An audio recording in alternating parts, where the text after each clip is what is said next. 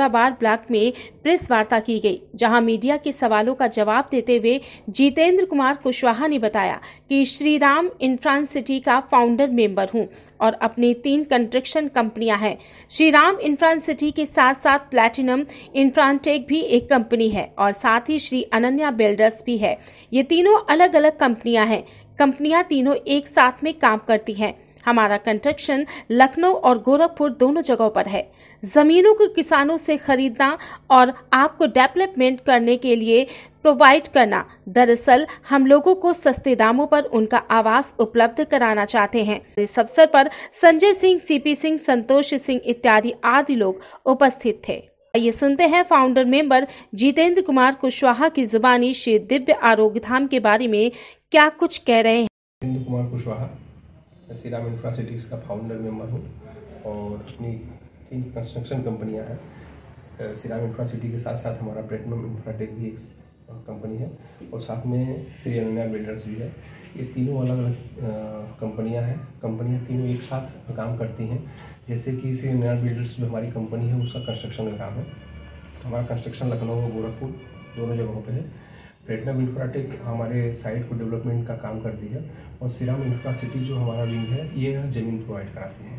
ज़मीनों को किसानों से खरीदना और आपको डेवलपमेंट करने के लिए प्रोवाइड कराना। जैसा सवाल पूछा आपने, दरअसल हम लोगों को सस्ते दामों पर उनका आवास उपलब्ध कराना चाहते हैं। सस्ते दामों पर उनके पास ज़मीन उपलब्ध कराना चाहते हैं। जैसा कि आज वंचित समुदाय है ऐसा कि वो चाहता है कि हमारे पास एक ज़मीन का टुकड़ा हमारे शहर में भी हो, हमारे मेट्रो सिटीज़ में हुई हो, और वो उतना एफर्ट नहीं कर पाते, उनके पास इतनी पैसे नहीं होते हैं कि वो ज़मीन ले सकें। तो हम उनको सस्ते दामों पर और किस्तों में उनको ज़मीन उपलब्ध कराते हैं कि आसानी से वो अपनी किस्तों में जो भी उनकी कमाई का हिस्सा है उसके टुकड़ों में देकर और अपनी ज़मीन वो ले सकें और रजिस्ट्री ले सकें। 2014 से ही हम लोग यह कार्य कर रहे हैं रियल एस्टेट, और मैं धन्यवाद देता हूं आपके माध्यम से गवर्नमेंट को भी कि उन्होंने यह जीडीए को एक जिम्मेदारी दी गुप्ता कि आपके अपने अधीन यहाँ से लेकर लखनऊ तक की मैं चर्चा करूँ तो अभी लखनऊ में हमारे हमसे मतलब सेटिस्फाइड जो कस्टमर हैं, अभी 450 सेटिस्फाइड कस्टमर हैं जो हमसे ज़मीन लेकर अपने मकान का भी निर्माण कर रहे हैं। और कम से कम हम लोगों ने 175 से 80 लोगों के बीच में हम लोगों ने मकान देकर उनको बसाया है।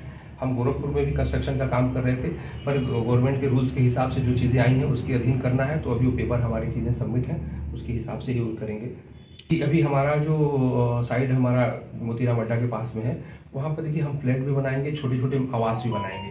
जैसे कि हर व्यक्ति की इच्छा होती है सरकारी जॉब में हो या फिर जिनकी इनकम 50,000 के अंदर में है, सामान्य परिवार का व्यक्ति सोचता है कि हमको लगभग 30 से 35 लाख तक के मकान भी हमें मिल जाए, 40 लाख के अंदर के मकान भी हमें मिले, तो हम वो छोटे मकान भी उनके लिए बनाएंगे जो आसानी से लोन कराकर और मकान में अपने आवास में रह सकें।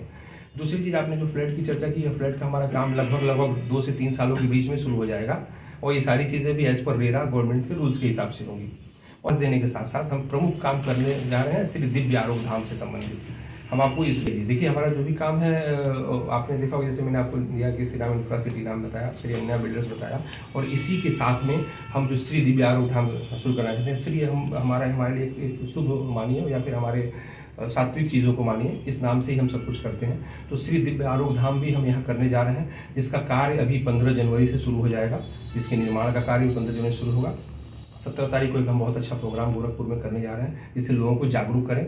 हम सभी का, कंपनी का और ये संस्था का, श्री दिव्य आरोग्य धाम संस्था का मुख्य उद्देश्य है कि वंचित और आम समुदाय जो व्यक्ति आज हॉस्पिटल में जाके इन चीज़ों को एफर्ट नहीं कर पाता, महंगी दवाइयों को, महंगे औषधियों को एफर्ट नहीं कर पाता है, हम उस चिकित्सा के माध्यम से उस तक आसानी से पहुंच सकें। और प्राकृतिक चिकित्सा एक ऐसी चिकित्सा है, आप देखेंगे जनरल बताऊं कि अगर आप अन्य चिकित्साओं में जाओ तो उन चिकित्साओं की किताबों को आप पढ़ें तो पूर्ण चिकित्सा नहीं लिखते हैं अपनी